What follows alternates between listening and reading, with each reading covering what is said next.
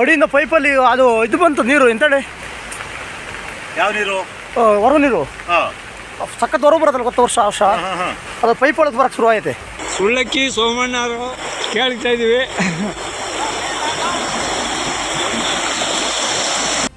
ಕಳೆದ ಕೆಲವು ದಿನಗಳಿಂದ ರಾಜ್ಯದಲ್ಲಿ ಸುರಿತಾ ಇರುವಂಥ ಮಳೆ ದಿನೇ ದಿನೇ ಅನಾಹುತಗಳನ್ನು ಹೆಚ್ಚಿಸ್ತಾ ಇದೆ.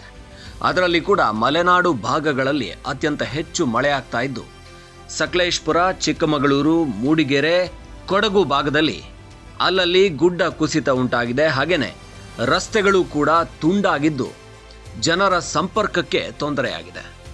ಸಕಲೇಶಪುರದ ಕುಂಬರ್ಡಿ ಮತ್ತು ಹಾರ್ಲೆ ಎಸ್ಟೇಟ್ ಮಧ್ಯೆ ಭೀಕರ ರಸ್ತೆ ಕುಸಿತವಾಗಿದ್ದು ಸಂಪರ್ಕ ಕಡಿತವಾಗಿದೆ. ಸಂಪೂರ್ಣ ರಸ್ತೆಯೇ ಕೊಚ್ಚಿ ಗದ್ದೆ ಹೊಲಗಳ ನಡುವೆ ಸಿಕ್ಕಿಕೊಂಡಿದೆ. ಹೀಗಾಗಿ ಎರಡು ಗ್ರಾಮಗಳ ನಡುವೆ ಹಾಗೆ ಮೂಡಿಗೆರೆ ತಾಲೂಕನ್ನು ಸಂಪರ್ಕಿಸುವಂತಹ ರಸ್ತೆಯಲ್ಲಿ ದೊಡ್ಡ ಅನಾಹುತ ಸಂಭವಿಸುವುದು, ಅಲ್ಲಿ ವಾಹನಗಳ ಓಡಾಟ ಕಡಿಮೆ ಇದ್ದಿದ್ರಿಂದ ತಪ್ಪಿದೆ.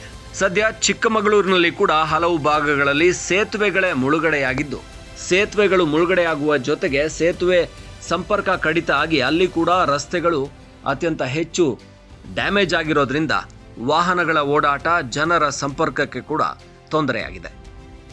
ಹಂಗಾಗಿ ಇಷ್ಟು ಖುಷಿಯಾಗಿ ಕಾರಣನೇ ಇಷ್ಟು ವರ್ಷ ಹೋಗಿಲ್ಲ, ಈಗ ಹೆಂಗೆ ಹೋಗಕ್ಕೆ ಸಾಧ್ಯ? ಇಷ್ಟು ವರ್ಷ ಹೋಗಿಲ್ಲ, ಈಗ ಹೋಗಕ್ಕೆ ಸಾಧ್ಯ ಹೆಂಗೆ ಹೇಳಿ?